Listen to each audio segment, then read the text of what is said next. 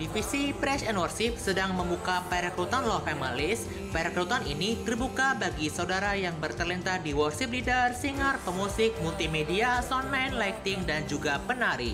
Dan bagi kalian yang bertalenta di bidang ini dan rindu melayani bersama GBI WTC Cilegon, boleh banget ikut perekrutan ini ya. Selain itu, Divisi Praise and Worship juga membuka kelas untuk pemusik dengan syarat memiliki dasar musik dan bersedia untuk mengikuti wawancara, tes, dan prosedur lainnya. Bagi yang tertarik, dapat mendaftarkan diri saudara dengan menghubungi Bapak Suryo Sempeno di nomor yang tertera ya. Bagi families yang membutuhkan pelayanan baptisan, penyerahan anak, pengurapan rumah, tempat usaha, kunjungan, dan kedukaan, dapat menghubungi kontak person yang tertera di layar atau ketua karsel di wilayah masing-masing. Bagi wanita-wanitanya Allah, yuk mari kita hadiri ibadah WOE atau Woman of Excellence di bulan ini. Ibadah ini akan diadakan pada hari Rabu 21 Agustus 2024 pukul setengah 4 sore di Grand Krakatau Hotel. Yuk mari kita hadiri ibadah ini dan jangan lupa ajak kerabat Anda untuk bergabung dalam ibadah ini ya. Ibadah raya di GBI WTC Cilegon minggu depan pada tanggal 25 Agustus 2024 di seluruh jam ibadah akan dilayani oleh Pastor Jarod Wijanarko dari Happy Holy Kids. Itulah beberapa info penting yang perlu kita highlight di hari ini. Sekarang mari kita bersiap untuk masuk ke dalam hadiratnya dan jangan lupa ikut carousel ya. Akhir kata, saya Loam Simatupang pamit undur diri dari hadapan Anda. Selamat beribadah saudara, Tuhan Yesus memberkati.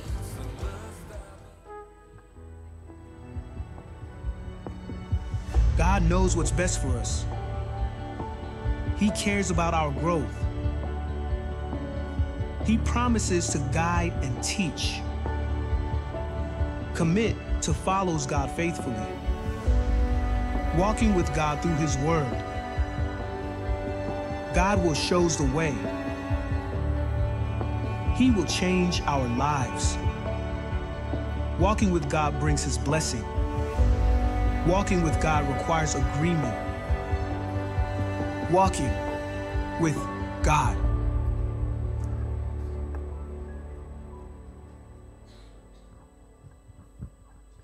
Shalom jemaat GBI WTC Cilegon. Shalom.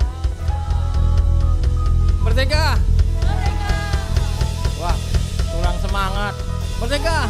Merdeka. Merdeka. Ya, 79 tahun Indonesia merdeka. Dan saat ini kita bebas untuk beribadah. Semua karena kemurahan Tuhan. Nah, negeri tercinta Nusantara. Haleluya, akan bergema pujian dan penyembahan kepada Tuhan Yesus Kristus. Mari kita akan berdoa. Terima kasih Tuhan buat negeri tercinta Indonesia. Hari ini Tuhan kami merayakan 17 Agustus kemerdekaan Indonesia. Semua karena kemurahan-Mu. Biarlah kemerdekaan ini Tuhan, makin Tuhan membuat kami Tuhan merdeka di dalam dosa-dosa kami. Tuhan, biarlah kemuliaan-Mu melanda Indonesia dari Sabang sampai Merauke Tuhan. Biarlah negeri tercinta ini Tuhan. Kau lawat Tuhan Yesus, Kau lawat Tuhan. Banyak jiwa-jiwa datang kepadamu, banyak pertobatan datang kepadamu Tuhan. Terima kasih Tuhan Yesus. Haleluya.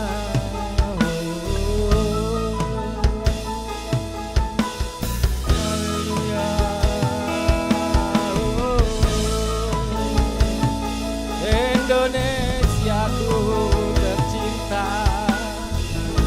Nusantara tercinta.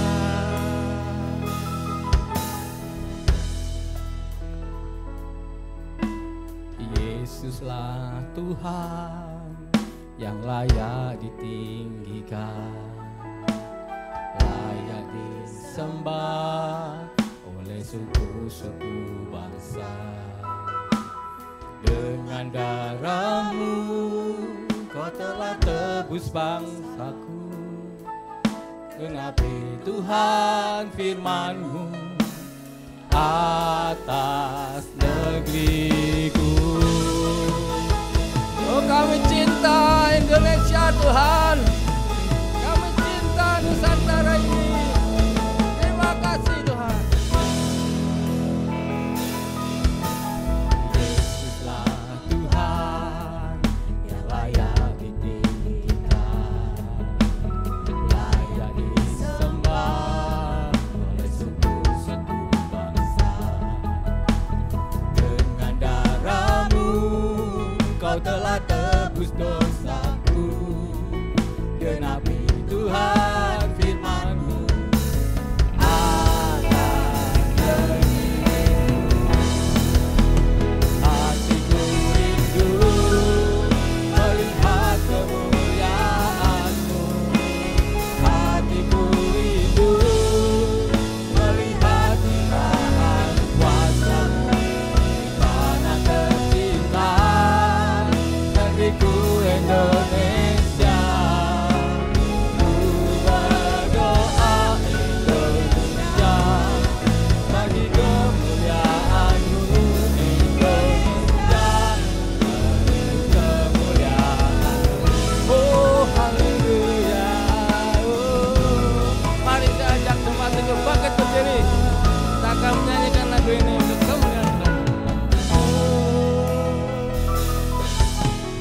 Yesuslah Tuhan yang layak ditinggikan, layak disembah oleh suku-suku bangsa. Dengan darah-Mu Kau telah tebus dosaku. Genapi Tuhan firman-Mu. Hatiku rindu melihat kemuliaan-Mu. Hatiku rindu melihat curahan kuasa-Mu. Tanah tercinta negeriku Indonesia, ku berdoa Indonesia, penuh kemuliaan-Mu Indonesia, bagi kemuliaan-Mu. Hatiku rindu melihat kemuliaan-Mu. Hatiku rindu melihat curahan kuasa-Mu.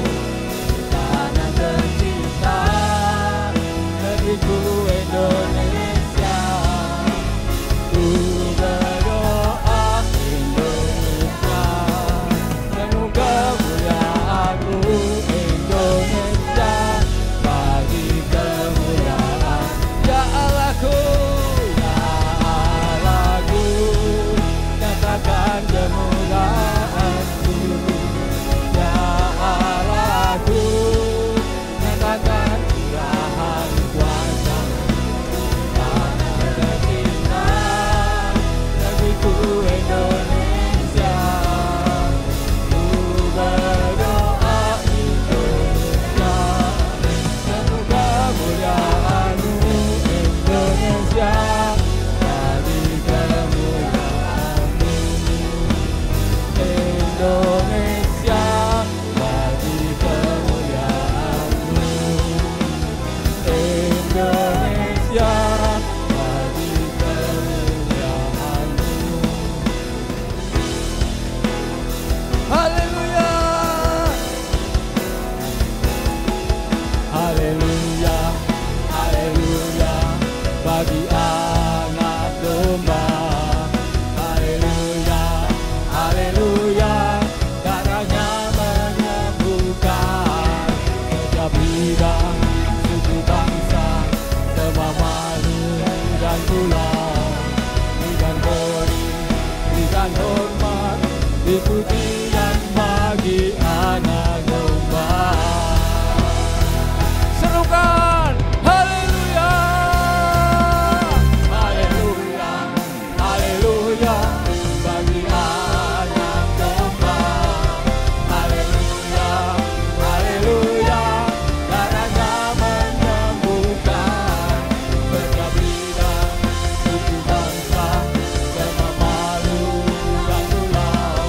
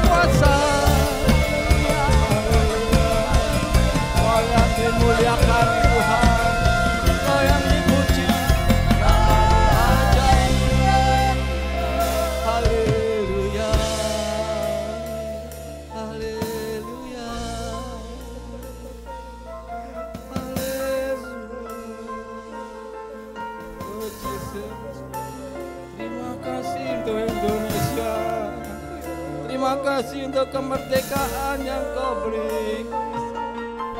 Terima kasih kami bisa beribadah Tuhan. Terima kasih. Haleluya. Terpuji namamu Yesus.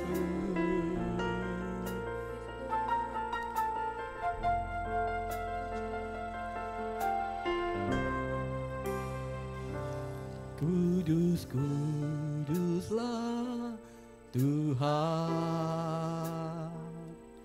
Allah semesta alam,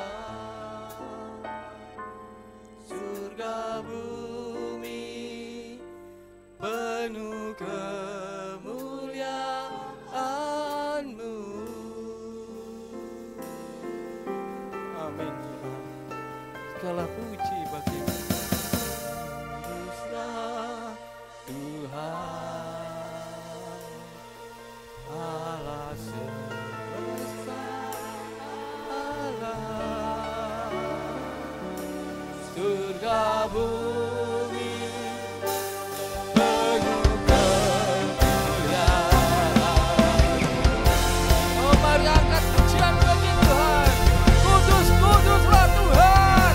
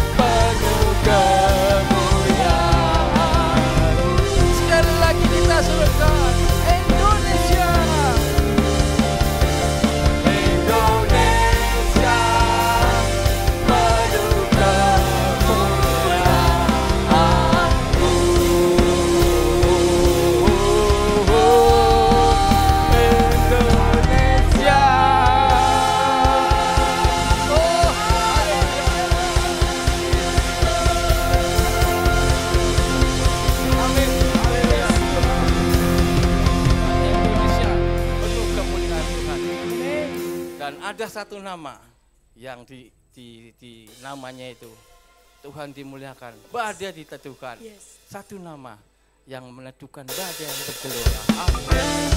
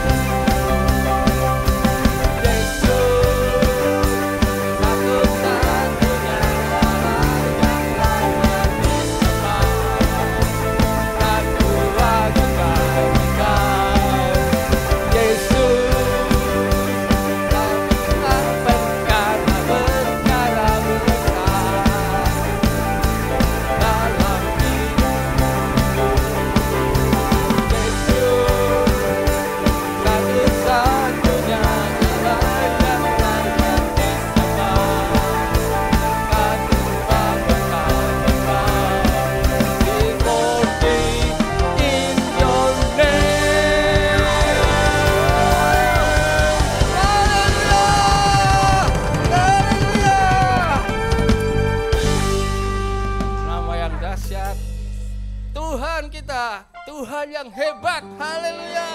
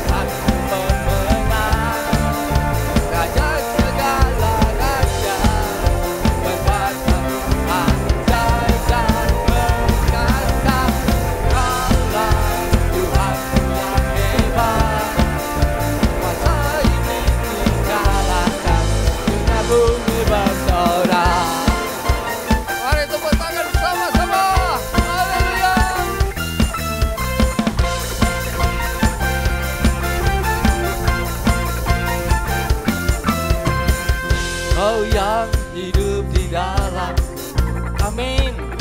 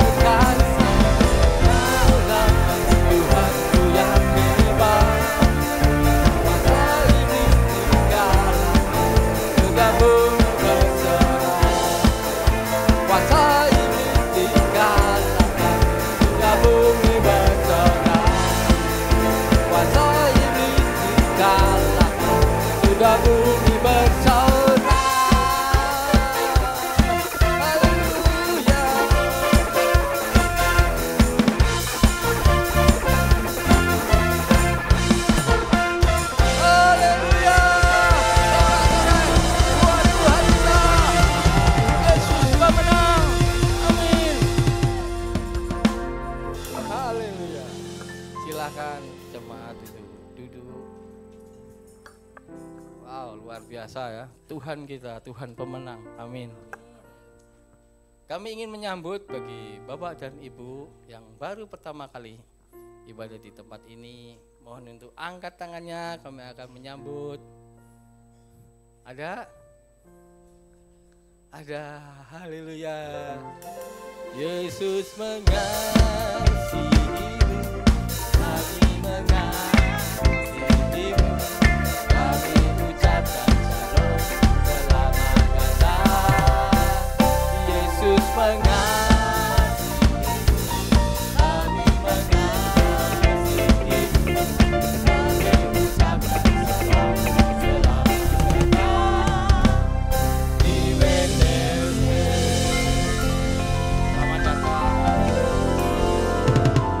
Selamat datang di WTC Cilegon. Bila Bapak dan Ibu belum ada tempat untuk bertumbuh, kami siap untuk bertumbuh bersama. Haleluya. Kita akan memberikan persembahan.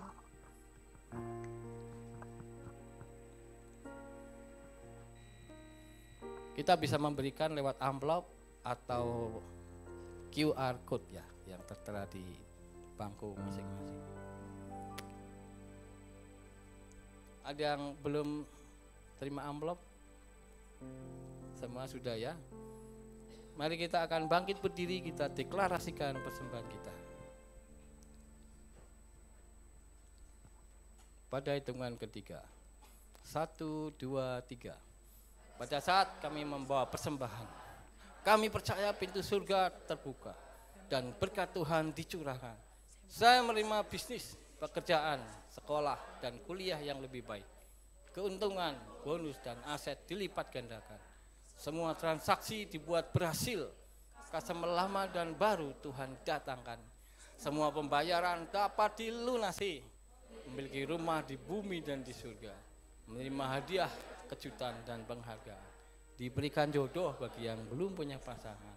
Keluarga harmonis dan tidak ada kemandulan. Semua musuh, penyakit, dan kerugian dihalau dari dalam hidupku, keluargaku, pekerjaanku, dan bisnisku. Ini adalah waktu memberi persembahan dalam nama Yesus. Haleluya. Amin.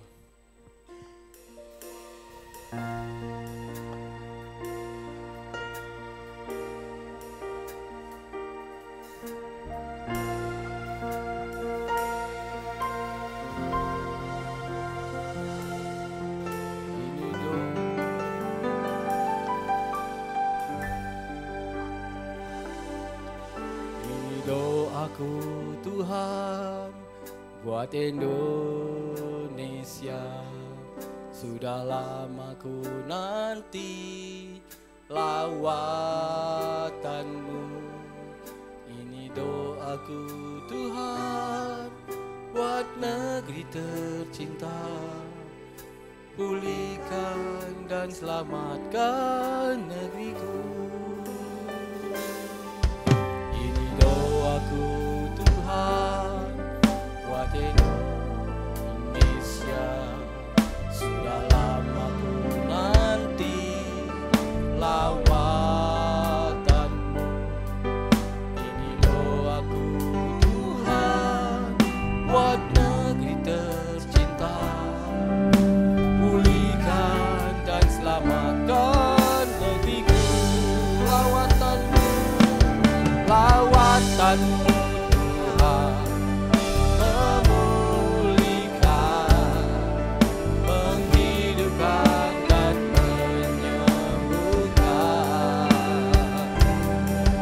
Mujizat yang besar Kau lakukan, kebangkitan besar pasti terjadi.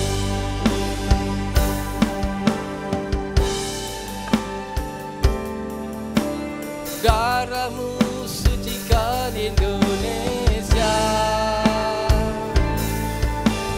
curahkan rohmu di negeri tercinta. Kemuliaan-Mu semakin nyata, nama Yesus diagungkan selamanya. Darahmu Tuhan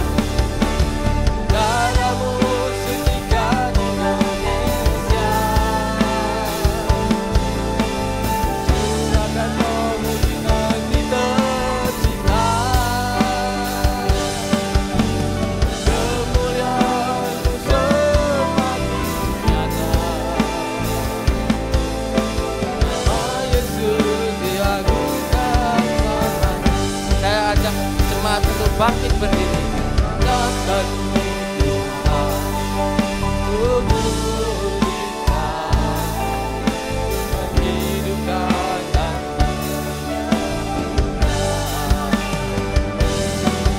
mujizat yang besar Kau lakukan, kebangkitan besar pasti terjadi. Lawatanmu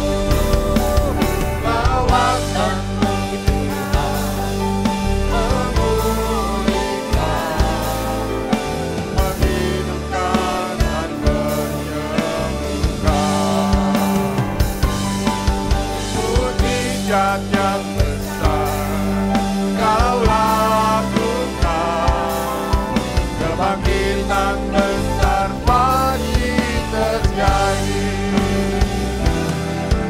Kebangkitan besar pasti terjadi, amin. Kebangkitan besar pasti terjadi. Mari kita sembah. Surya lamo ya sana la la la lama ya lamo ya sakata kara lama ya shikara lamo ya shandara maya sakara la lama ya lamo rekata kara maya shandara lama ya se hekara la lama ya lamo ya la la la la lama ya shandara la lamo kiara lama ya shandara la lama ya lamo. Kami rindu kebangkitan Tuhan terjadi atas bangsa kami, terjadi atas gerejamu di tempat ini. Kami rindu umat-Mu Tuhan terus dipulihkan. Kami dibawa naik untuk lebih lagi mengenal Engkau. Kami didewasakan agar kami mengalami terobosan. Kami percaya Kau hadir di tempat ini, mengurapi setiap kami, melawan setiap kami. Kami percaya. Sikara lama ya lama ya lama, rekata kara lama ya se, tiara lama ya sakara lama ya lama ya lama ya lama ya lama ya su. Jesus. Mari Allah Roh Kudus bertahta dan berkaryalah di tempat ini. Mari Allah Roh Kudus urapi setiap kami Tuhan. Kami percaya pada saat Engkau hadir di tempat ini, Engkau yang memulihkan kami, Engkau yang menyembuhkan kami, Engkau yang membuat kami mengalami satu terobosan. Kami percaya ya Allah Roh Kudus, kalau Engkau hadir di tengah-tengah kami, Engkau tidak dengan tangan hampa, tetapi Engkau membawakan suatu berkat buat setiap kami, sehingga kami boleh penuh dengan sukacita, penuh dengan damai sejahtera yang daripada-Mu Bapa. Terus berbicaralah pada setiap kami Tuhan. Kami mau terus berharap kepada Engkau, kami mau terus mengandalkan Engkau di dalam setiap langkah kami.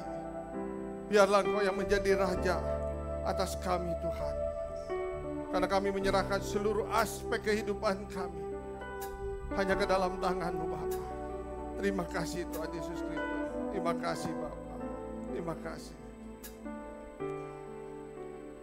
Aku masih punya Tuhan, punya pengharapan. Amin. Aku tetap beriman Tuhanku, Yesus kekuatanku, Yesus kekuatanku. Aku masih punya Tuhan. Katakan lebih lagi.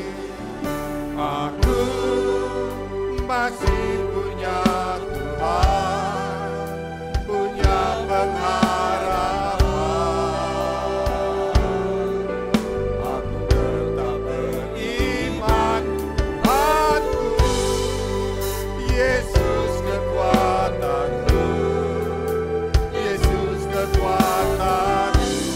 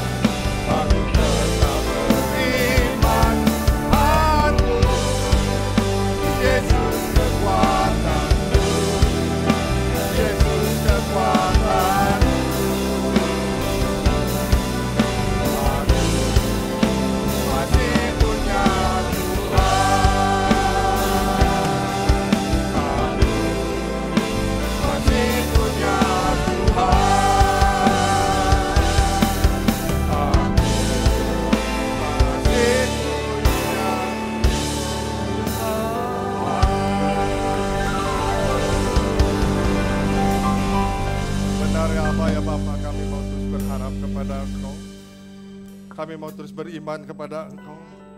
Dan kami percaya Engkau adalah Allah satu-satunya yang hidup di dalam kehidupan kami.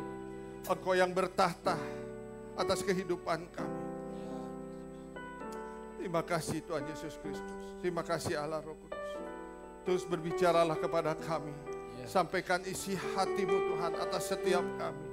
Sehingga kami boleh memiliki understanding yang lebih lagi Tuhan. Akan kebenaran firman Tuhan. Dan Engkau sendiri Tuhan yang mengubahkan setiap kami. Kami percaya Tuhan.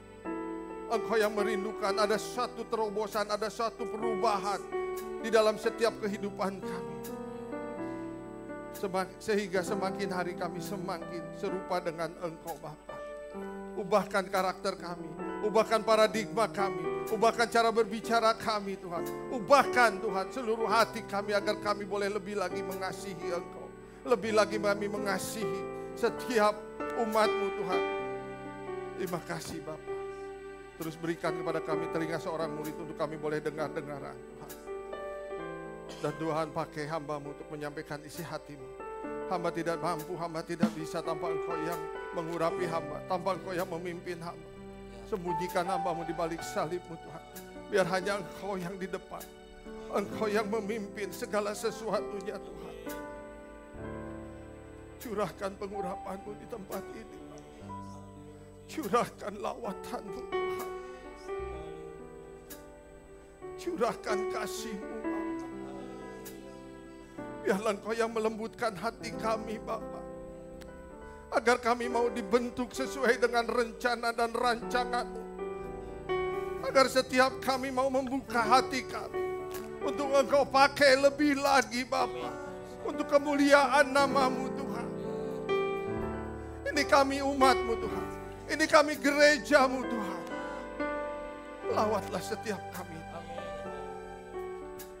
Terima kasih Tuhan. Pakai lidah bibir mulut hamba-Mu untuk menyampaikan isi hati. Dan kami siap mendengar kebenaran firman.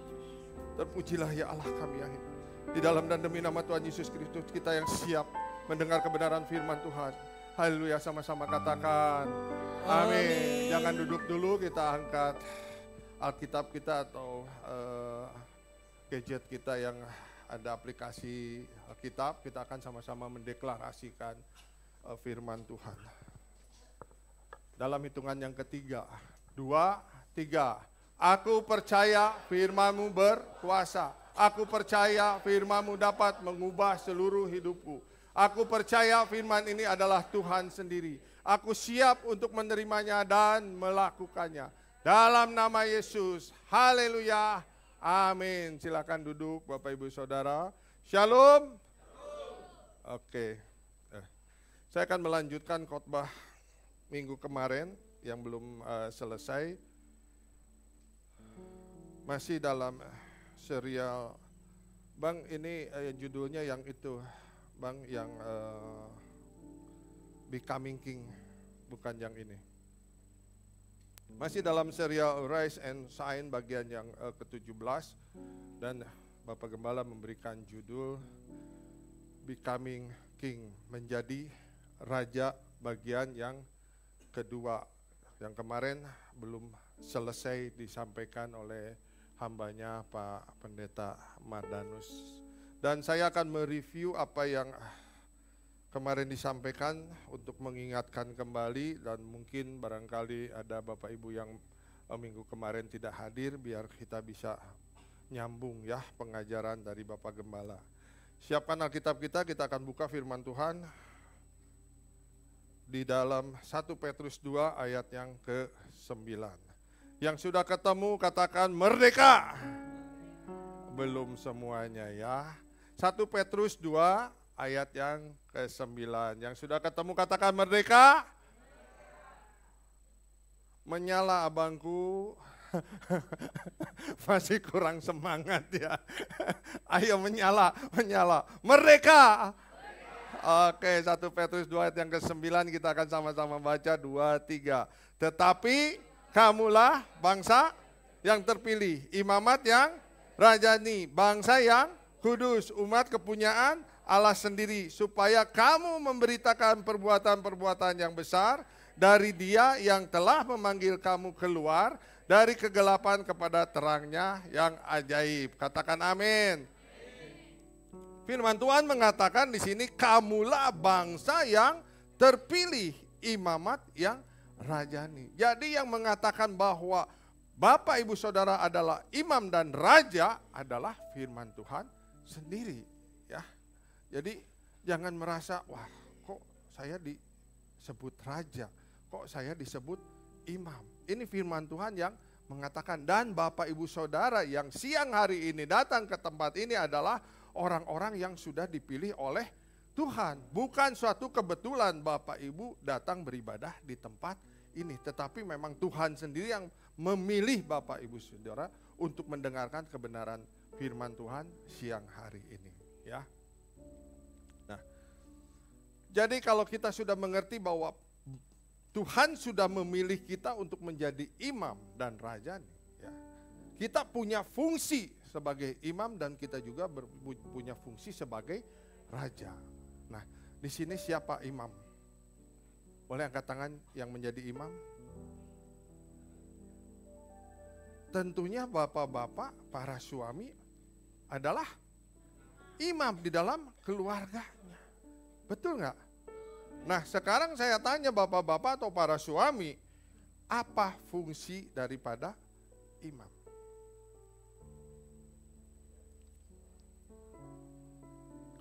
Minggu kemarin udah diajar loh. Kalau bahasa Ibraninya pohodei ya. Makanya saya sedikit merefresh lagi ya. Mungkin Bapak Ibu Saudara ada yang lupa.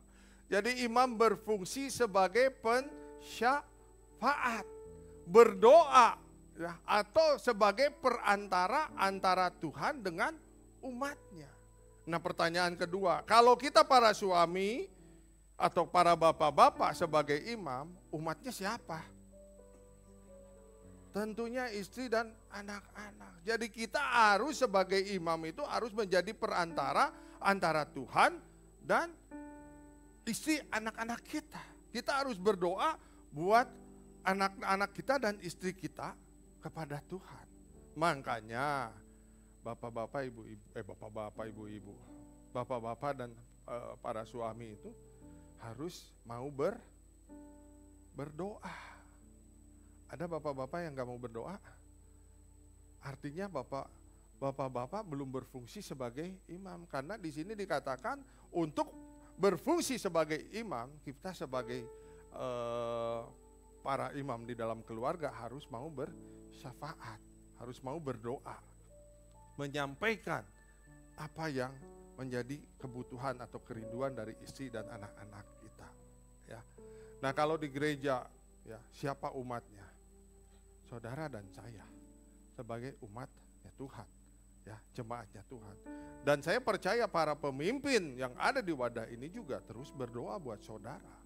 Baik di dalam doa fajar, di dalam doa persiapan ibadah raya, di menara doa, di doa syafaat penutup, ya. Kita selalu berdoa untuk seluruh para jemaat. Dan kita, para pemimpin di sini sebagai perantara antara Tuhan dengan jemaat yang ada di wadah ini. Nah, selain daripada imam, kita juga harus berfungsi sebagai raja. Nanti kita terus belajar ya. Nah, di sini John Henry mengatakan pertumbuhan adalah satu-satunya bukti kehidupan. Kalau kita melihat sesuatu hidup harus ada pertumbuhan.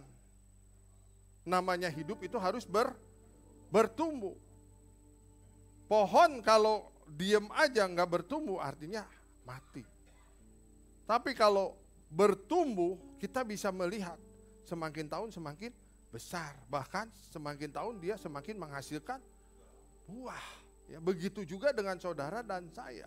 Ya. Kalau kita gereja Tuhan bertumbuh, artinya ada suatu transformasi, ada suatu perubahan di dalam kehidupan setiap kita. Ya. Kalau dulu kita cuma sebagai jemaat aja, kita bertumbuh lalu kita menjadi pengerja pelayannya Tuhan. Bahkan Tuhan percayakan lebih lagi untuk menjadi para pemimpin, baik di Carousel, baik di koordinator-koordinator yang ada di tempat ini sesuai dengan passion Bapak Ibu Saudara, sesuai dengan talenta yang Tuhan berikan kepada Bapak Ibu Saudara. Ya. Ini namanya adalah suatu pertumbuhan, suatu yang hidup. Ya. Ada perubahan. Mungkin dulunya kita waktu belum mengenal firman Tuhan, kita tukang marah-marah. Tapi setelah bertumbuh mengenal firman Tuhan, kita menjadi orang yang lebih sabar. Orang yang mudah bisa mengerti keadaan atau kondisi orang lain. Dulu mungkin kita pelit gitu ya, nggak suka memberi, tapi pada saat kita mengenal kebenaran firman Tuhan, kita mau hidup, kita mau bertumbuh, kita diubahkan Tuhan menjadi orang yang murah hati. Amin. Dan saya percaya jemaat WTC Cilegon ini adalah orang-orang yang murah hati. Berikan kemuliaan dulu dong buat Allah kita yang hidup. Amin. Contohnya apa? Dari zaman dulu saya udah pernah sampaikan di tempat ini. Jemaat GBI WTC Cilegon itu suka menabur. Ya. Waktu pembangunan gereja 12 ruko di pusat itu, kita baru juga berdiri di sini. Belum sampai 3 bulan kita sudah bisa juga menabur untuk memberkati ruko 12 ruko yang dipakai sebagai pusat sekarang. Ini tandanya bahwa jemaat GBI WTC adalah orang-orang yang murah hati, ya, tidak pelit, ya. Nah, ada 3 level jemaat, ya. Yang pertama yaitu level di fase anak atau dalam bahasa aslinya nepios. Nah, sekarang apa cirinya bahwa kita ini ada di level anak? Yaitu harus mengalami kelahiran baru atau lahir dari air dan roh. Apa maksudnya lahir dari air dan roh? Yaitu kita dengan sengaja, dengan kesadaran sendiri mau kita dibaptis di dalam baptisan kudus, yaitu baptis air, ya, baptis dalam itu yang namanya kita lahir kembali atau lahir baru dari air. Dan tanda-tandanya kita pasti mengalami suatu pertobatan. Apakah di sini ada Bapak Ibu atau yang sudah akil balik, yang sudah 12 tahun yang belum dibaptis, boleh angkat tangan? Kalau ada, gak usah takut-takut Bapak Ibu Saudara. Untuk dibaptis ini adalah suatu keharusan bagi setiap kita orang percaya. Supaya apa? Supaya kita dimeteraikan oleh Tuhan. Bahwa kita ini diklaim miliknya Tuhan. Kalau sudah dibaptis. Jadi si iblis itu tidak bisa lagi mengklaim bahwa ini adalah milik saya. Miliknya si iblis. Tapi pada saat kita dimeteraikan melalui baptisan air, Tuhan yang mengklaim bahwa ini adalah milik kepunyaannya Tuhan. Amin. Dan saya dan Kak Emil siap kapan saja, ya, asal hari Minggu kita mau membaptis. Dan puji Tuhannya, ya, mungkin Bapak Ibu Saudara ada yang belum tahu bahwa gereja WTC Cilegon ini punya kolam baptis sendiri. Amin. Adanya di mana? Di rumahnya Pade Narso. Pade Narso dengan murah hatinya membuat kolam baptisan untuk atau diperuntukkan secara khusus buat jemaat GBI WTC Cilegon. Tapi yang menjadi pertanyaannya, sudah berapa lama GBI WTC Cilegon tidak membaptis? Saya takutnya kita dianggap kita tidak mengalami satu pertumbuhan. Kok udah lama sekali nggak ada baptisan. Bahkan saya melihat hampir setiap minggu sekarang tempat baptis yang ada di Pade Narso ini dipakai oleh denominasi lain. Bukannya saya gimana ya, Pade Narso aja yang punya kolam baptis membuka hatinya untuk silakan. Gereja-gereja yang ada di Cilegon, gereja-gereja yang ada di Serang, silakan kalau mau baptis di rumahnya Pade Narso. Dan memang itu dipakai, bermanfaat sekali untuk banyak orang menerima keselamatan. Ya. Jadi kalau kita punya kolam, coba kita sama-sama merenung gitu ya.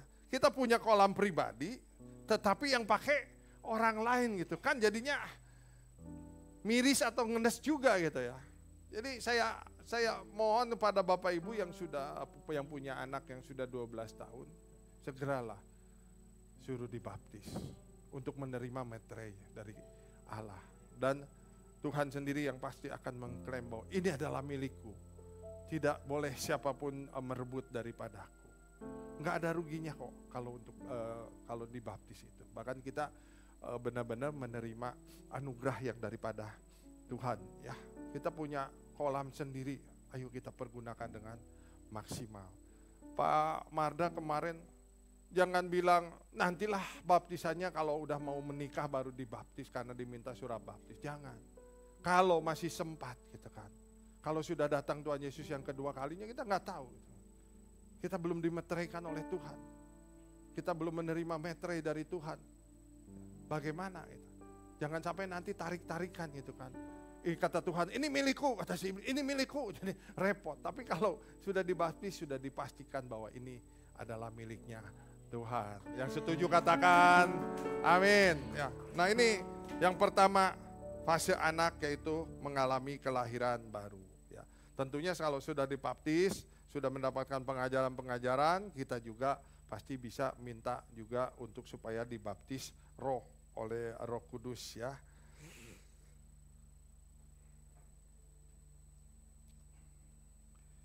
Krista Dowe mengatakan kalau saya bisa sharing kelemahan atau yang saya tidak tahu, itu akan membuat kerohanian saya bisa bertumbuh. Kalau Bapak Ibu yang pernah ikut camp pria sejati, bahasa yang sederhananya yaitu keterbukaan adalah awal dari pemulihan.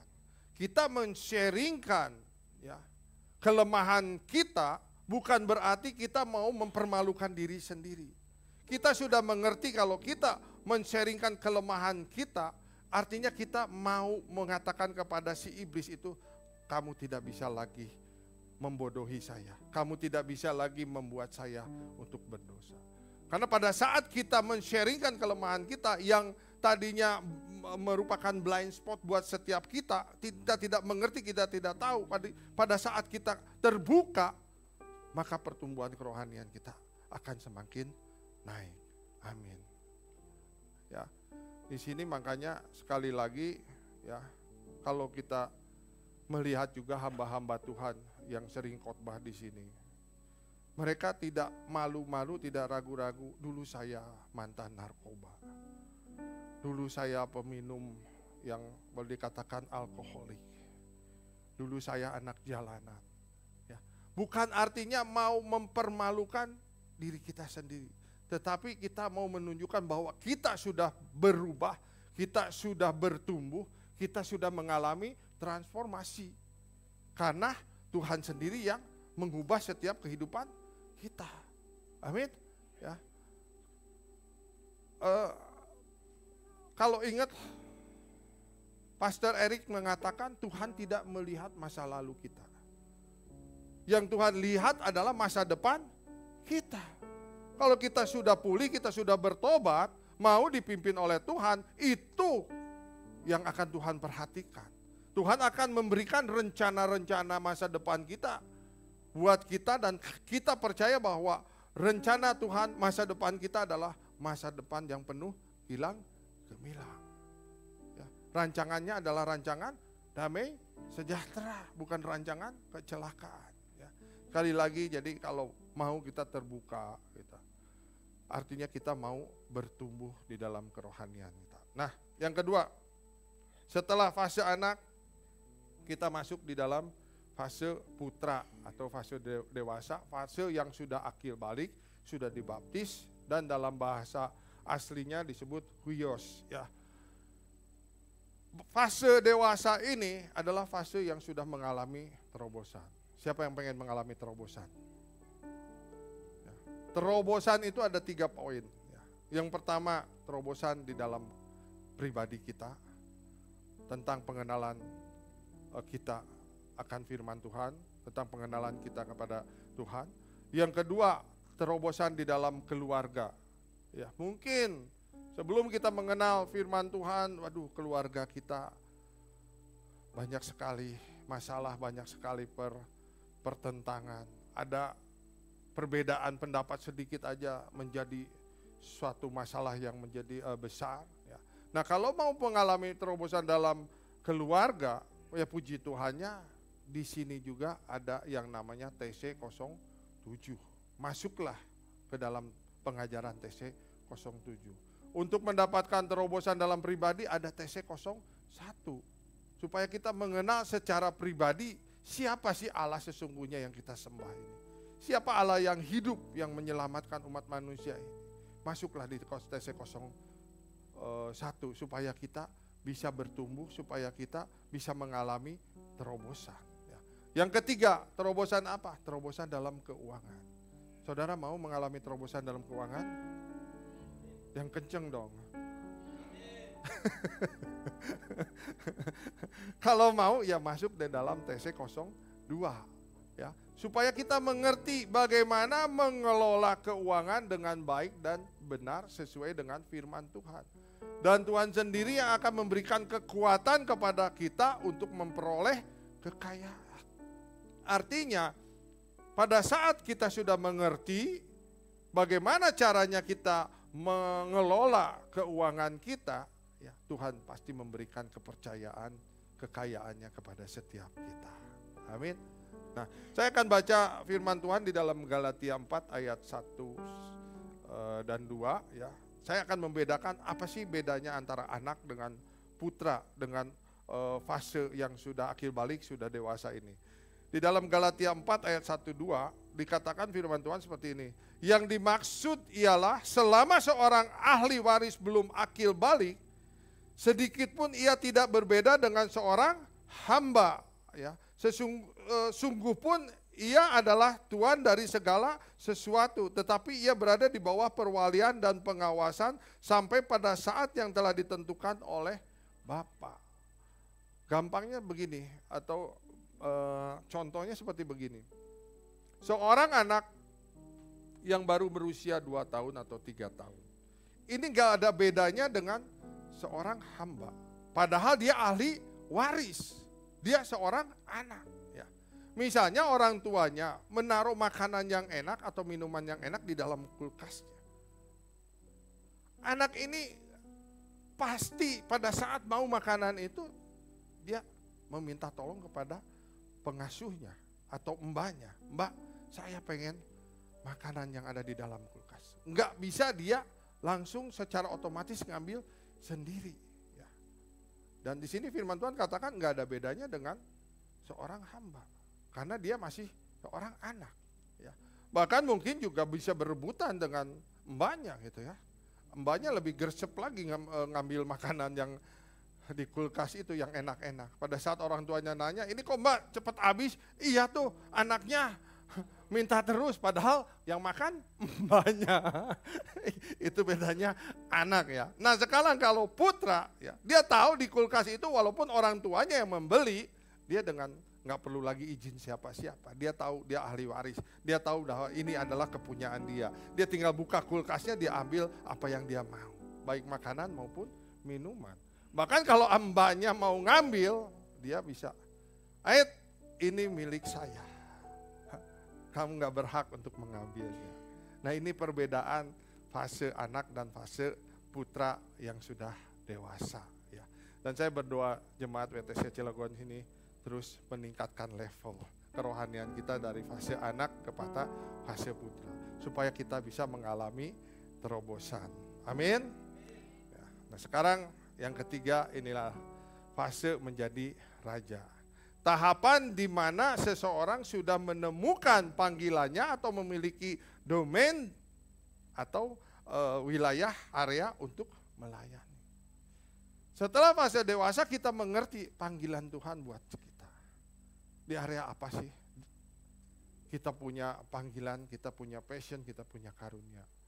Ayo kita kerjakan untuk menyenangkan hati Tuhan. Dan pada saat Tuhan mempercayakan kita menjadi pemimpin, kita pasti diberikan area atau domain untuk bisa melayani. Nah, pertanyaan saya, sekarang koordinator yang ada di sini, kayak koordinator PW, doa, koordinator ibadah raya, bahkan ketua-ketua Kersel, ini masuknya pas fase mana? Halo Bapak Ibu? Fase raja. Jangan ragu-ragu.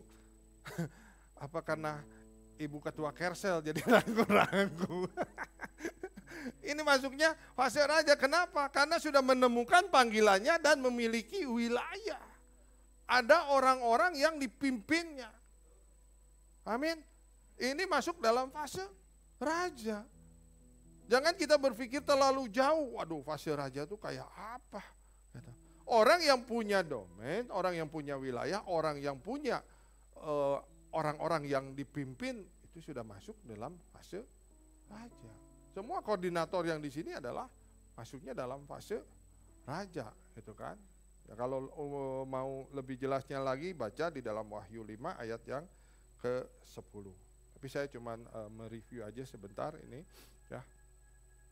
Sekarang Ferguson mengatakan seseorang bisa bertumbuh secara rohani kalau dia mau menyelaraskan hidupnya sesuai dengan firman dan mengambil tanggung jawab dari setiap kebenaran yang dia pelajari. Orang yang sudah dewasa di dalam kerohaniannya pasti dia mau mengambil tanggung jawab yang diberikan oleh Tuhan buat setiap kita.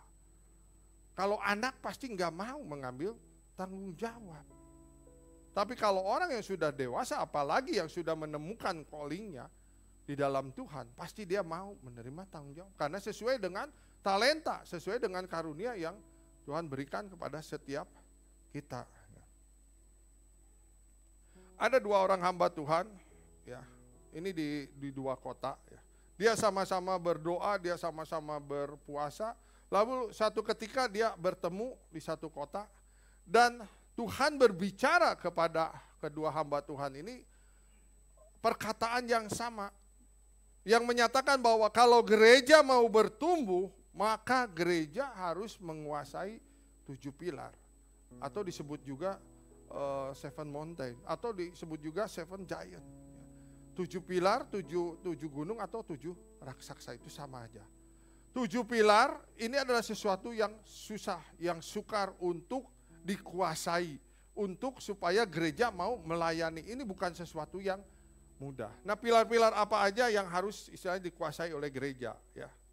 Di sini ada pilar yang pertama spiritual and sosial, kedua pilar family, pilar bisnis, education, government and politik, art and entertainment, dan media. Ya. Ini bukan sesuatu yang mudah, makanya kenapa disebut 7 pilar gunung atau 7 pilar raksasa. Ya. Contohnya ya, untuk kita gereja masuk di dalam pilar bisnis aja. Mungkin ada sebagian gereja mengatakan, ngapain gereja kok ngutak-ngatik bisnis. Gereja ini udah aja mengajarkan Alkitab, mengajarkan kebenaran firman Tuhan. Tetapi hamba Tuhan ini mengatakan yang dapat dari Tuhan bahwa kalau gereja mau bertumbuh harus mau melayani ke-7 pilar ini. Kalau bisnis dikuasai oleh orang-orang dunia, maka akan banyak bisnis-bisnis yang bohong-bohong, bisnis-bisnis yang jelek-jelek. Nggak jauh-jauh lah, Bapak Ibu yang sering ke Anyer, tahu kan di pinggir jalan di Anyer itu banyak yang jual udang, ya nggak? Emang Bapak Ibu jarang ke Anyer ya? Pak Mimi ngajak ke Anyer. Biasa kalau kita ke Anyer di kiri kanan jalan itu ya ada yang jual udang. Ya, yang nawar-nawarin udang di kios-kios kecil ya. Kalau kita beli udang itu di pinggir jalan itu 2 kilo aja beli. Bang beli 2 kilo, udah kita pulang. Coba timbang lagi di rumah. Kurang ya, sudah pasti kurang. Kenapa? Karena bisnisnya ya bohong-bohong dikit gak apa-apa lah, cincai lah, yang penting cuan aja gede gitu kan. Ini kalau bisnis ini dikuasai oleh orang-orang dunia. Dan saya juga pernah mengalami, saya pesan sesuatu barang di online. Di gambarnya seperti begini, warnanya seperti ini bagus, tapi kok datangnya warnanya udah beda, ya. Bahannya juga kayaknya udah beda. Ini makanya kenapa gereja harus masuk di dalam pilar bisnis. Supaya yang kotor, supaya yang gak benar ini, kalau gereja menguasai atau anak-anak Tuhan yang berbisnis, pasti bisnisnya menjadi bisnis yang baik, bisnis yang bagus. Tetapi apakah mau gereja ngurusin hal-hal yang seperti begini? Contoh dalam politik. Politik jahat nggak? Umumnya jahat. Yang benar bisa jadi salah. Yang salah bisa jadi benar. Kadang kemarin berteman gitu, akrab. Besok musuhan. Karena politik. Yang dulu kemarin musuhan. Tahu-tahu jadi akrab, jadi bestie. Itu politik. Ya. Kalau dikerjakan atau dikuasai oleh orang-orang dunia. Tapi kalau gereja, anak-anak Tuhan yang masuk di dalam politik, pasti politik itu adalah menjadi politik yang benar. Ya. Enggak ada tepu-tepunya, enggak ada yang benar jadi salah atau yang salah jadi benar. Ya. Karena dia mengerti bahwa firman Tuhan katakan ya adalah ya, tidak adalah tidak. Ya. Dia tidak akan mengatakan berbelat-belit untuk supaya memenangkan sesuatu tender, memenangkan suatu kubu, ya. Tetapi kalau anak gerejanya masuk di situ, pasti politik yang jahat itu akan menjadi politik yang baik. Sekarang di entertainment, banyak gak artis yang sekarang terjebak dengan narkoba? Banyak gak artis yang sekarang dipenjara karena narkoba? Tapi kalau artis-artis itu lahir dari anak-anak Tuhan, maka entertain ini akan menjadi entertain yang baik. Apalagi media. Sekarang bisa diviralkan dari yang gak ada apa-apanya menjadi orang yang hebat. Tapi setelah menjadi orang yang hebat, dalam sekejap saja diviralkan bisa menjadi orang yang jatuh. Ini media dengan kecanggihannya teknologi sekarang ini bisa membuat orang luar biasa. Netizen gak akan memikirkan orang itu akan sakit hati, apakah orang itu akan dirugikan dengan serugi-ruginya. Bahkan kalau perlu, misalnya yang diviralkan bapaknya, anaknya pun sampai dibawa-bawa, dijelek-jelek. Ini media. Tapi kalau media ini dikuasai oleh anak-anak Tuhan, maka media ini akan menjadi media yang jujur, yang baik. Makanya kenapa di sini gereja harus mau masuk di dalam 7 pilar ini. Memang tidak mudah, ya. Tapi ya puji Tuhan sekali lagi, WTC di mana kita berada saat ini, ya, wadah kita mau terlibat di dalam 7 pilar ini. Bahkan ministry-ministry yang tidak disebutkan di sini, ya, dibuat lagi kayak menyelesaikan orang-orang gila di kota. Ada ministry, ada panti untuk orang-orang gila. Ya. Orang-orang gila yang di jalan-jalan dibawain masuk ke panti, dimandiin, dibersihkan, diperhatikan, diberikan makan sampai dia sembuh, didoakan. Setelah sembuh dikembalikan ke masyarakat. Nggak banyak gereja yang mau. Ngapain ngurusin orang gila? Kayak nggak ada kerjaan gerejanya. Udah gitu kan membutuhkan tenaga, membutuhkan biaya juga. Tapi puji Tuhan sekali lagi WTC ini mau. Tuhan perintahkan kepada senior pastor kita untuk memberi makan kota. Dibuatlah HOB. Di mana kemarin kita sudah kunjungan ke sana. Kita bisa melihat ada sayuran yang sehat, ada ikan yang sehat. Dan itu menampung ratusan orang untuk bisa bekerja di lingkungan situ. Lingkungan Cisauk itu, di mana HOB ada, benar-benar menjadi lingkungan yang diberkati oleh Tuhan. Karena adanya gereja Tuhan yang mau masuk di dalam 7 pilar ini. Ya. Banyak sekali orang yang nganggur-nganggur bisa bekerja. Tetapi nggak mudah untuk mengatasi ini. Udah ditolong pun malah jadi nyolong, itu ada juga. Di HOB udah kita berbuat baik, tapi masih dia nyolong. Ya. Sampai harus diawasin, harus diganti orang lagi. Nggak mudah memang, makanya banyak gereja yang nggak mau menghandle atau masuk di dalam pelayanan 7 pilar. Kali lagi ini kenapa dikatakan 7 gunung atau 7 raksasa, karena kesulitannya cukup tinggi gitu ya. Nah, WTC ini mengerjakannya bukan berarti langsung menjadi besar. Kayak kita punya Rumah Indonesia Sehat, bukan langsung jadi punya rumah sakit. Berdirinya dari mulai baksos dulu. Dipercayakan di baksos, lalu naik ke klinik. Dipercayakan di klinik, baru dipercayakan membuat rumah sakit. Nah sekarang pemimpin kita disuruh Tuhan untuk membuat bank. Itu nggak langsung jadi bank. Sekarang kita bikin koperasi dulu. Nanti sudah berjalan dan kita sudah tahu cara mainnya seperti apa. Tuhan percayakan, kita percaya bahwa WTC pasti punya bank. Beri kemuliaan dong buat Allah kita. Ya. Jadi nanti jemaat WTC ini kita kalau berurusan uang, mari kita masuklah di bank WTC ya. Atau butuh barang apa kita urusan. Saat ini kalau memang harus, kita dianjurkan oleh senior pastor kalau butuh barang-barang apa, kita belilah di koperasi. Dan kita juga walaupun WTC Cilegon masih kecil, kita juga sudah melakukan bagian kita untuk bisa juga memberkati kota. Kita pernah mengadakan pesta rakyat di sini ya.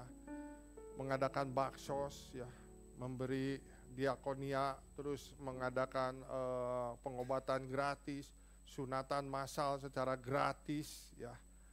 Juga ada basar dengan harga-harga yang sangat murah gitu, bekerja sama dengan pihak hotel Grand Krakatau ini. Dan setiap tahun sampai sekarang kita masih juga ada bakti sosial bersama-sama dengan pihak Grand Krakatau. Bukan satu kelurahan loh, beberapa kelurahan dari mulai Simpang sampai ke belakang sini, saya nggak hafal kelurahannya apa.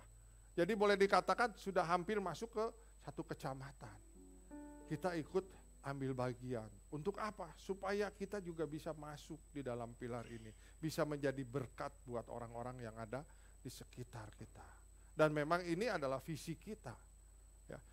Selain kita bertumbuh ya, dari anak-anak ke dewasa dan kita bisa mengalami terobosan, bahkan Tuhan percayakan kita masuk dalam fase raja yang punya wilayah, area yang untuk supaya kita menguasainya, ya, kita pun harus berdampak atau bisa mempengaruhi kota.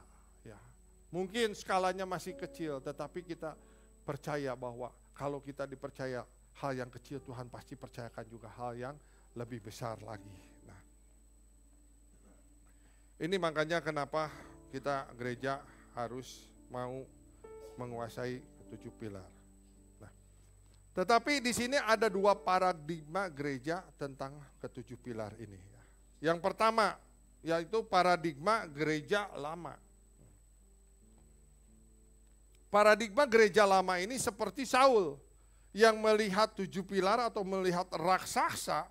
Saul bukan lari menyongsong, menyelesaikan, menghadapi raksasa itu, tetapi Saul malah lari menjauh. Kalau kita baca di dalam 1 Samuel 17 ya, kita lihat pada saat si Goliat mengata-ngatain atau menantang barisannya Allah ya, berhari-hari tidak ada satu orang pun yang berani datang kepada si Goliat ini untuk menyelesaikan si Goliat ini. Bahkan Saul sebagai raja pun diam-diam aja. Dia nggak melakukan tindakan apa. Nah ini seperti gereja lama. Pada saat melihat 7 pilar, pada saat melihat permasalahan yang besar yang harus dihadapin baik di lingkungan, di kota maupun di bangsa, dia diam aja, nggak melakukan apa-apa. Ya. Dan kita diajar di sini siang hari ini, mari kita kerjakan, walaupun mungkin kelihatannya kecil. Kita sebagai gerejanya Tuhan, kita mulai berdampak, kita mulai mau menghadapi apa sih persoalan di RT kita? Ada apa sih? Mungkin sebelah rumah kita atau beberapa rumah dari kita ada orang yang butuh ditolong, yang sudah lama itu kan ya berpuasa karena nggak punya makanan. Kita sebagai Tuhan, sebagai gerejanya Tuhan, yuk kita hadapi masalah ini. Mungkin kecil-kecil dulu deh. Kita berbuat untuk bisa menyelesaikan masalah orang. Nanti lama-lama Tuhan percayakan lebih lagi. Dan kita percaya kalau kita memberi, maka Tuhan juga akan membalas kita berlipat-lipat kali ganda. Amin. Karena takaran yang Tuhan pakai itu takaran yang digoncangkan, dipadatkan, yang sampai meluap keluar. Ya. Mungkin kita memberi satu, tetapi Tuhan akan memberikannya lebih lagi. Supaya kita apa? Supaya kita juga punya kapasitas untuk lebih lagi memberi kepada orang-orang. Dan kita dipercayakan hal yang lebih besar. Nah ini paradigma gereja lama. Pada saat menghadapi masalah dia lari menjauh. Ya. Ferguson mengatakan di sini kita tidak dapat menggapai destiny kita jika kita berputar di area yang salah. Kita nggak menghadapi, tapi kita berlari ya, ke area yang salah, ke tujuan yang salah.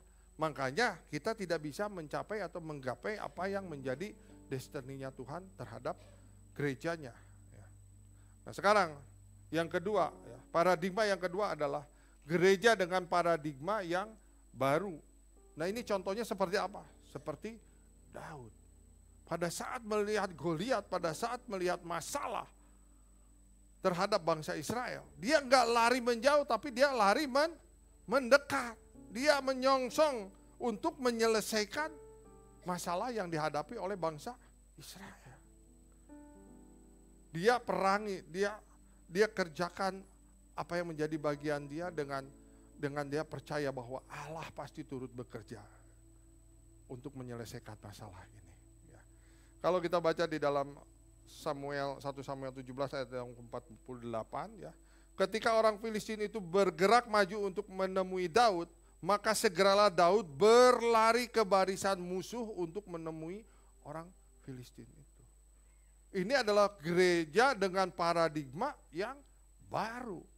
Ada masalah, dia langsung berlari ke depan. Apa sih yang harus diselesaikan? Apa sih yang harus dikerjakan oleh gereja supaya persoalan ini menjadi selesai, atau supaya persoalan ini menjadi clear, beres. Apa yang dipermasalahkan oleh kota? Apa yang dipermasalahkan oleh bangsa? Kalau gereja mau turun, masuk semuanya, pasti bangsa ini pasti akan menjadi bangsa yang diberkati oleh Tuhan. Dan kita WTC sudah menjadi teladan ya, buat kota-kota lain, bahkan ada yang meniru, mengcopy paste apa yang dikerjakan oleh WTC. Ada yang di Papua, di Ambon, ya di NTT, semua dikerjakan, di kota-kota lain juga dikerjakan, ditiru supaya bisa berdampak gereja. Ya puji Tuhan. Kalau semua gereja punya hati dan mau melakukan ini untuk menghadapi pergumulan masalah, kita percaya persoalan bangsa pasti bisa diatasi. Amin. Ya, persoalan kota pasti bisa diatasi. Nah, Rick Warren mengatakan tidak ada pertumbuhan tanpa perubahan, tidak ada perubahan tanpa rasa takut atau kehilangan, dan tidak ada kehilangan tanpa rasa sakit. Untuk kita mendapatkan suatu transformasi, pasti ada rasa kehilangan, ada rasa takut, ada rasa sakit yang harus kita lalui. Ini adalah proses. Ya. Kalau kita mau bertumbuh, orang mau bertumbuh itu pasti mengalami sesuatu perubahan itu memang nggak enak. Gitu. Makanya Rick Warren mengatakan ada rasa takut, ada rasa sakit yang harus kita hadapi. Begitu juga dengan gereja Tuhan. Kalau mau bertumbuh ya pasti ada harga yang harus dibayar oleh setiap kita. Yang penting setiap kita, anak-anaknya juga mau bertumbuh, mau mengalami proses ini. Nah, pertanyaannya, mengapa sih kita harus menjadi raja? Ya, ada 4 poin. Ya. Yang pertama, ya, kalau saat ini kita sudah menjadi raja atau sudah menemukan calling kita dan kita punya area ya, atau wilayah yang harus dilayani. Ya. Kalau fase ini kita sudah mendapatkannya. Maka di fase yang kedua, yaitu pada saat di kerajaan 1000 tahun, Tuhan akan memberikan kepada kita juga menjadi seorang raja yang bisa memerintah bersama-sama dengan Tuhan, dengan Bapa, ya. Begitu juga dalam kerajaan Bapa. Kita diperintahkan atau dipercayakan oleh Tuhan untuk memerintah. Makanya kenapa saat ini kita harus menjadi raja, memiliki fase sebagai raja. Ya. Yang kedua, kenapa kita harus menjadi raja? Supaya kita bisa memiliki pengaruh atau influence dan bisa berdampak atau impact yang semakin besar, semakin Tuhan percayakan. Visi yang ada di gereja ini, Bapak Ibu kalau pulang, bacalah.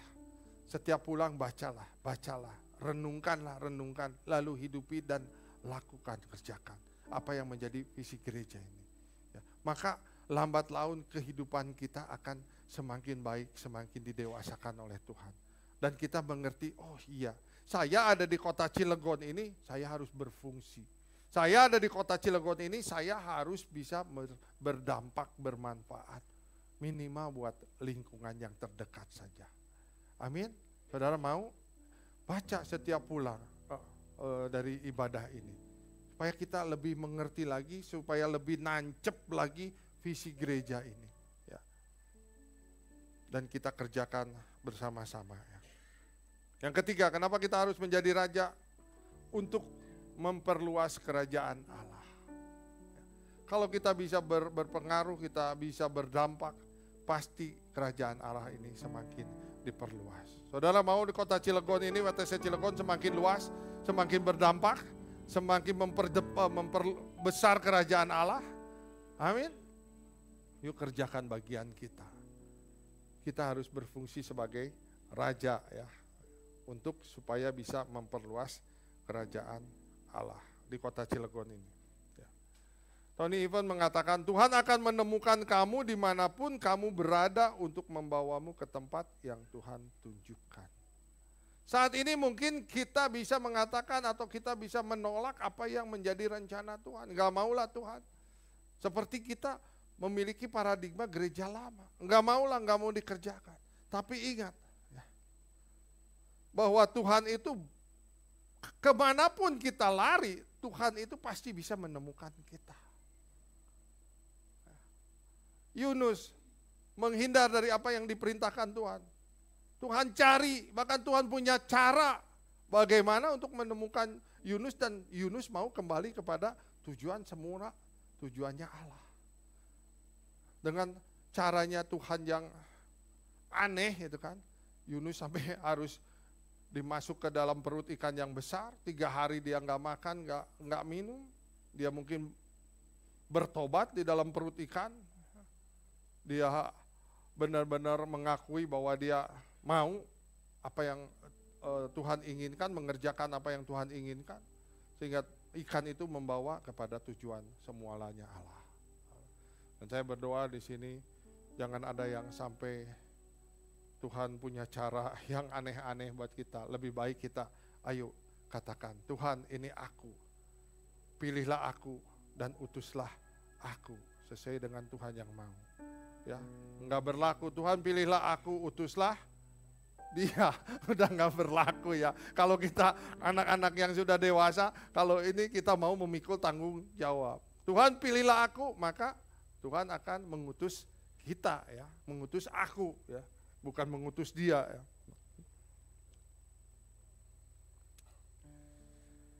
Tolstoy mengatakan satu-satunya arti penting dalam kehidupan kita adalah secara konsisten membantu membangun kerajaan Tuhan. Ya. Tadi ada harga yang harus dibayar. Ya. Dan kita kerjakannya harus konsisten. Mungkin di dalam kita mengerjakan membangun kerajaan Allah ada kegagalan, ada kesalahan. Ya. Tapi kita percaya, kita kalau mengalami satu kesalahan, kita minta lebih lagi tuntunan dan arahan Tuhan secara konsisten, maka Tuhan akan. Yunus melakukan kesalahan awalnya, tapi Tuhan bisa membalikan supaya dia kembali kepada jalan yang Tuhan inginkan. Ya.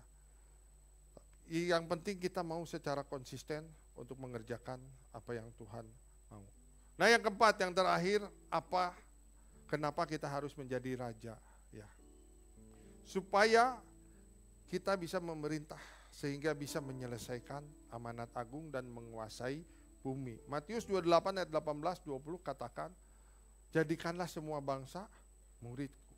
Baptislah dia di dalam nama Bapa, Anak, dan Roh Kudus, dan ajarlah mereka. Ya. Baptislah, ajaklah orang-orang yang belum dibaptis, suruh dibaptis. Masuklah dia ke pemuridan-pemuridan yang sudah disiapkan oleh wadah ini. Supaya dia juga nanti bisa memuridkan kembali. Dan ini adalah perintah dari amanat agung. Ya. Untuk mengerjakan amanat agung ini, apakah harus pendeta saja yang mengerjakannya? Tentu tidak. Untuk membawa orang masuk mau dibaptis kan tidak harus pendeta aja. Yang membaptis betul pendetanya. Tetapi yang membawa orang-orang untuk masuk mau dibaptis, Bapak Ibu, saudara juga harus terlibat. Amin. Ya, harus mau mengerjakan apa yang menjadi amanat agung dari Tuhan. Nah, ini slide yang paling disukai oleh jemaat, yaitu slide yang terakhir. Saya undang WL untuk singer untuk masuk ke depan. Kita angkat pujian nanti sekali Yesus ya.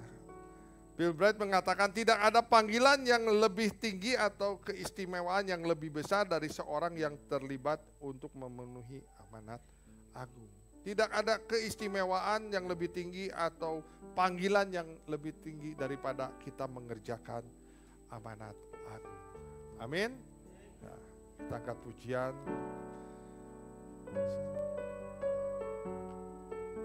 Sekali Yesus, tapi Yesus.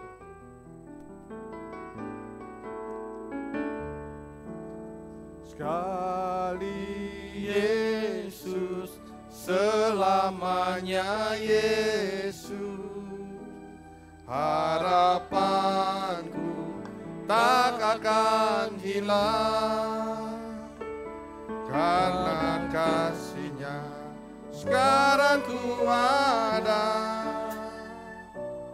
Oh Yesusku, ku cinta Kau selamanya. Sekali Yesus, Yesus, selamanya Yesus, harapanku tak akan hilang. Ini jadi doa kami Tuhan, karena kasih-Nya sekarang ku ada. Oh Yesusku, ku cinta Kau selamanya. Kita akan pujian dari awal.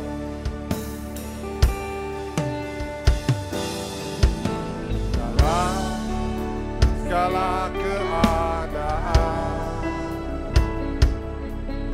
waktu berlama maupun pulang, tetap Yesus yang mempesona hatiku. Demi damai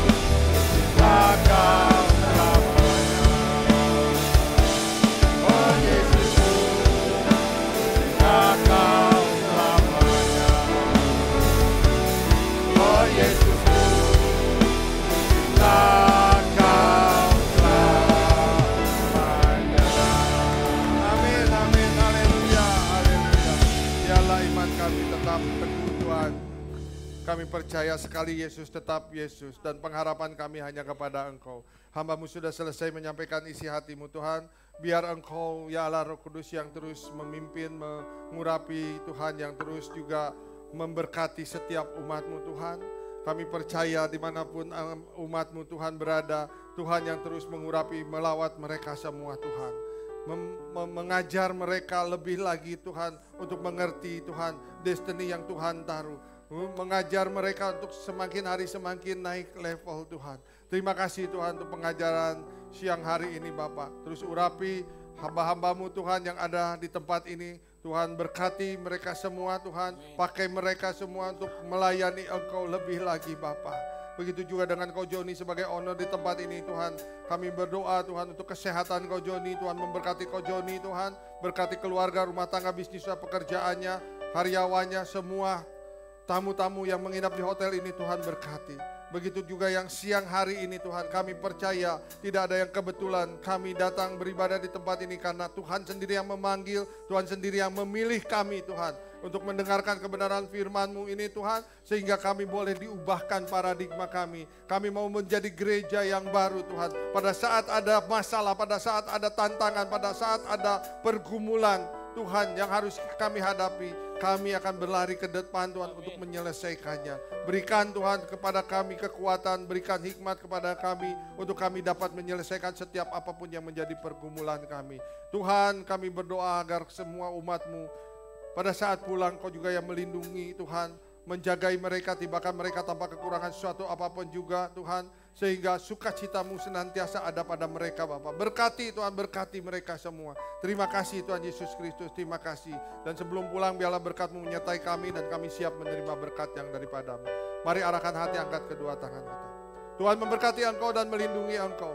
Tuhan menyinari Engkau dengan wajah-Nya dan memberikan Engkau kasih karunia. Tuhan menghadapkan wajah-Nya kepadamu dan memberikan Engkau damai sejahtera. Sekarang pulang dan terimalah berkat yang terbaik dari Allah Bapa di sorga. Kasih yang sempurna dari Tuhan Yesus Kristus. Persekutuan yang indah dan manis bersama Allah Roh Kudus. Dari mulai sekarang sampai kedatangan Tuhan yang kedua kalinya. Bahkan sampai selama-lamanya. Di dalam dan demi nama Tuhan Yesus Kristus. Kita yang diberkati oleh Tuhan. Haleluya. Sama-sama katakan. Amin. Selamat siang. Selamat hari Minggu. Tuhan Yesus memberkati. Merdeka.